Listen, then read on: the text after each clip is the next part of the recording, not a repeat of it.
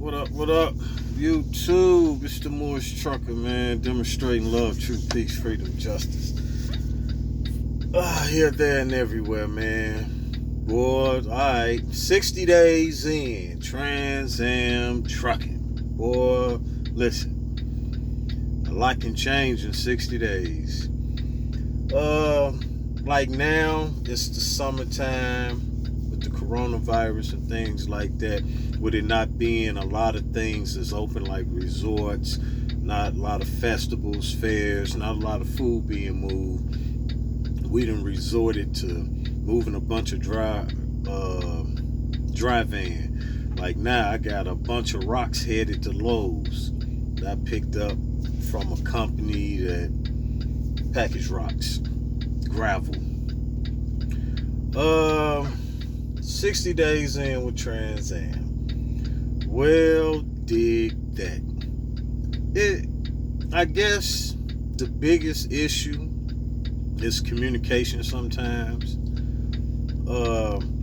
Like, I had a few issues. My truck had a service engine light. So, take it in to the Kenworth, it's under warranty. So they ended up keeping it. So I had to go to a hotel. And I had to stay there and pay for it out of my own pocket by me not being company, by me being lease. You out of the hotel yourself. So I'm at the hotel Wednesday, Thursday, Friday, Saturday, Sunday. Monday, I calls Kenworth and they say they still got some more shit to do.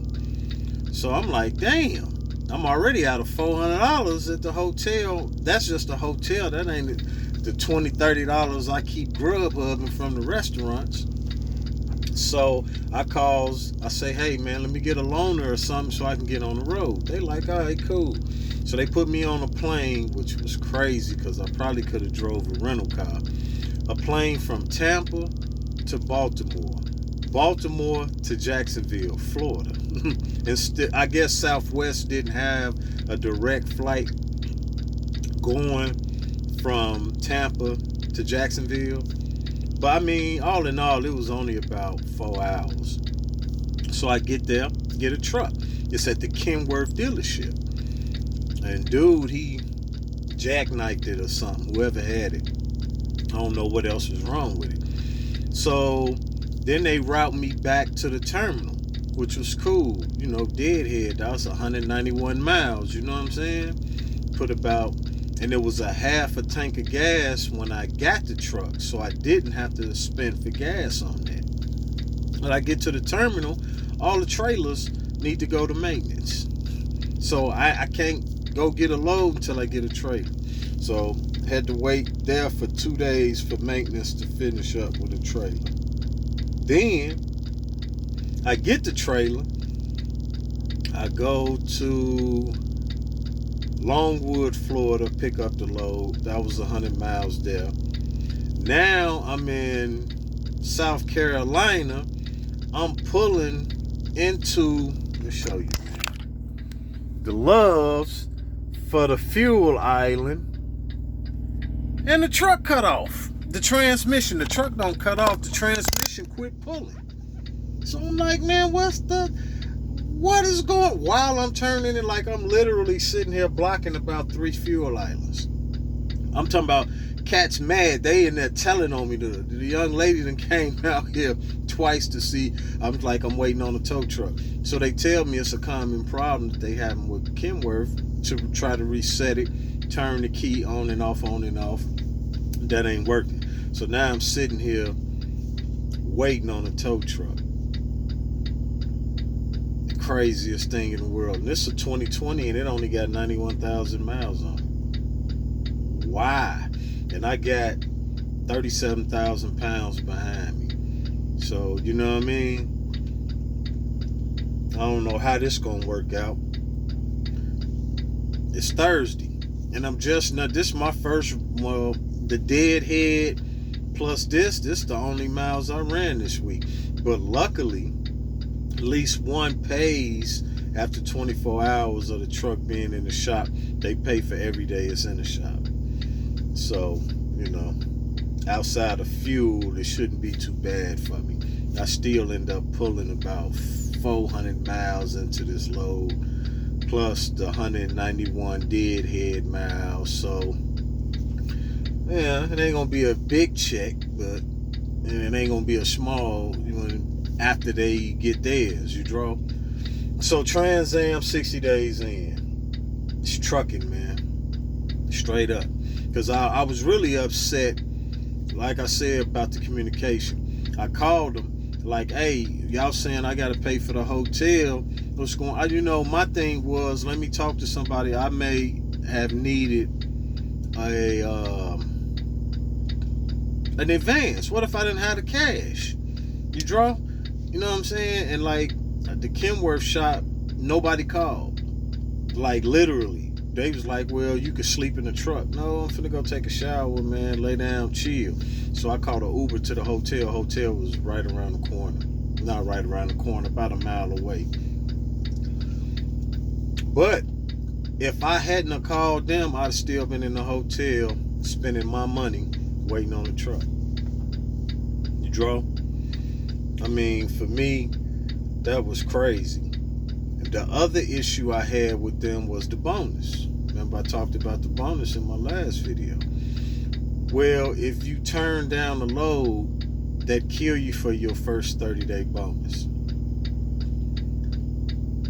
But you can turn down a pre-plan, because I had a load, it was like 300 miles or something, man. So I called them, like, how am I supposed to make my truck payment and y'all give me a load it was 371 miles, I remember.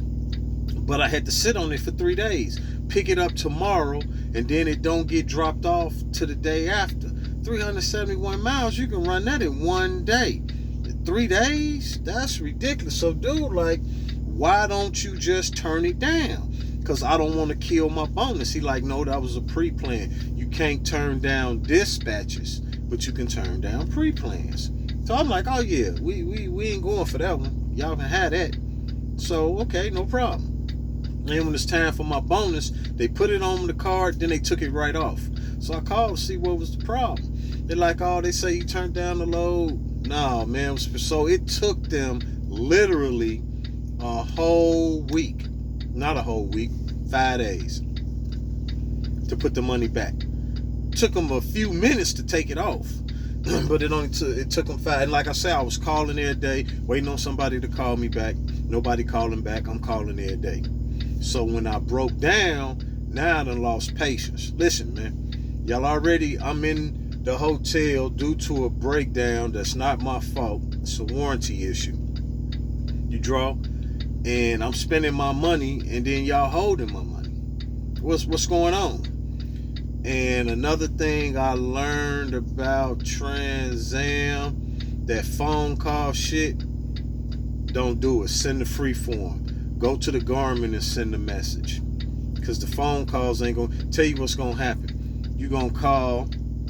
They're going to ask you to call back that your wait time is greater than 10 minutes. So they're going to call you back and then tell you they finna send somebody else an email to call you back.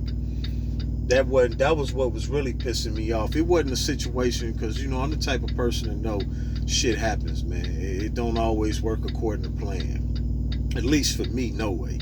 So I ain't tripping on that. What I'm tripping on is when I called, I think it was Saturday. Friday was when it was supposed to hit the card. So Saturday, they say they sending an email. Sunday, they say they sending an email.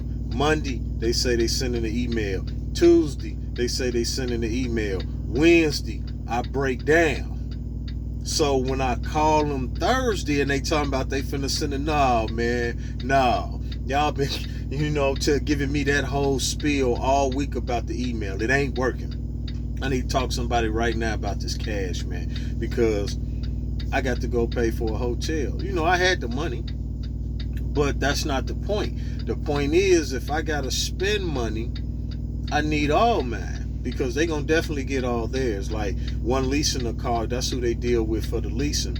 They'll call you like, hey, they told me I had to get the air filter changed. Like all the maintenance, they do that by mileage. If it's supposed to be changed every 75,000 miles, that's when they gonna tell you whether it need to be or not. They gonna tell you to go to you can either go to a TA or to a other little dealership and get it done.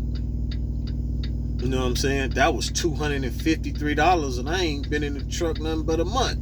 You know what I'm saying? It's like they gonna prorate it. They did. They still charged me $150, but that came out of my maintenance fee. Excuse me. It didn't come out of my settlement. Then they told me to get the oil change for the APU. You know what I'm saying? Like all that stuff you're responsible for. Excuse me. At the hiccups. But it come out of your maintenance fund. And you pay into that every week. So it's just things like that, like communication. Like when you really need something done, they kind of drag their feet. But when they want you to do something, like literally my reefer, the setting, I picked it up from the shipper. They had already set it. So for some reason, the information that they had on the reefer, I guess some way they can monitor what the reefer's doing, right?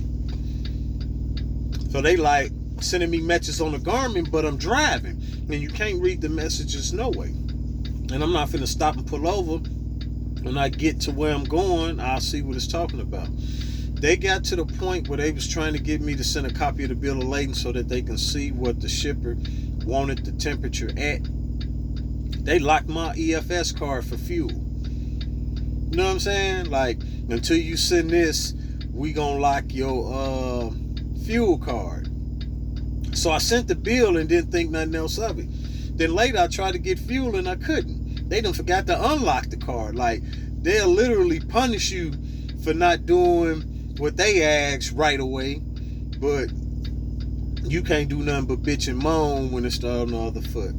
So I don't know. But I mean, it's trucking, it is what it is, man. But it's a company that's really not too concerned about you as an individual. All that noble, they don't care nothing about that, man. You can tell when you trying to figure out different things like settlements. You can leave them messages all day long about your money. They call back 3-4 days later. They ain't in no hurry to talk. The only one reason you could be calling settlements is about money. So they definitely ain't in no hurry to get back with you. At least the driving managers and the dispatch and roadside assistance, especially roadside. Shout out to Trans Am Roadside, man. They probably the best department that they got, hands down. Like, those guys really will help you out, talk you through a few things, and get you what you need without making you wait from now to now. But Trans Am, I'm gonna rock with them till my 6 months up. Reason being is I see a lot of guys dropping off trucks around here. Like, I was at the yard, guy dropped, he said, man, I'm going back to Pittsburgh. Fuck this shit. It's like, damn. I mean, I can understand why one would do that, because you out of a lot of money. Like, now, I'm on a load. I can't make no money if this truck go to the shop. And this would be my second truck in 3 days. In 3 days. Well, not 3 days, in a week. I've just got the truck Tuesday. Today is Thursday, and already I'm having issues out of it. And it's only got 91,000 miles on it. And I know one lease ensures that all the lease drivers keep up with the maintenance, so it's just one of those things that happen. But I can't see me walking away before the 6th, because you have escrows, money that they take out, that they build up. 3 or 4 of them go to $500, one go to $600, and then they stop. The only way you get that money back is at the end of the lease. Then you get back 3 cents a mile. As I did the math based on the average miles that I'm running now, don't know what the future holds, but just a guesstimate, you leaving a couple of grand on the table, and you gonna be in a hole by just walking away. Oh, they're gonna find something to continue to make sure you don't get that last check and owe something behind it. So it's just one of those things, man, where it's a first time company. You need them more than they need you. Reason being is the insurance. You know what I'm saying? And Trans Am got their own insurance. They own the insurance company. So they can afford to take a few losses like that versus going through another insurance company. So being a first time driver is like being 16. You know, insurance gonna be sky high until you're 25. So till you get that 1 year under your belt, or at least 6 months under your belt, you pretty much just gonna be going to another company doing the same shit. And like I say, I am not going with no trainer. I'm gonna get this new driver stigma off my record. I'm not riding with no trainer. You know what I mean? Just not gonna happen. But like I say, for me, walking away is not an option because I'm leaving money on the table. And it's not the best situation. You know what I'm saying? I talked to other people that I went to orientation with. A lot of them having issues too. Mileage, home time. Because they're supposed to route you back for home time. But me, I'm going to stay out here till this corona thing over with. Because I'm not finna be out here on the road, then get home and be stuck indoors. I want to go out, vacation, and have a good... You know what I'm saying? So, and then that'll put me at 3 months. I plan on going home next month around the 6th. You know, hopefully all this corona thing will be over with. So, Trans Am, 60 days in, I'm still rocking with them. But I'm starting to understand where the negative stigma that comes on their name comes from. They really don't care. It's a business. Prime example. Think you're gonna buy one of these trucks? Get it out your head. The truck has to be in service for 5 years. Then after that, they still want $58,000. Like, how did you just come up with that ballpark number? You ain't did what do you call it? An appraisal on the vehicle. You ain't, the wear and tear. You ain't finna subtract none of that. These vehicles about $100,000 and some change, brand new. So 5 years later, you still want half. You know what I mean? So the lease driver's gonna rent it out for Well, I did the lifestyle that helps pay for the truck when you on home time. So it's really $690 for 17s and 18s, $695 for 19s and 20s. A $5 difference. Another reason in the beginning I didn't care what truck I got. It's only a $5 difference between the years. So you figure they getting $690, $695 a week per truck. You know what I mean?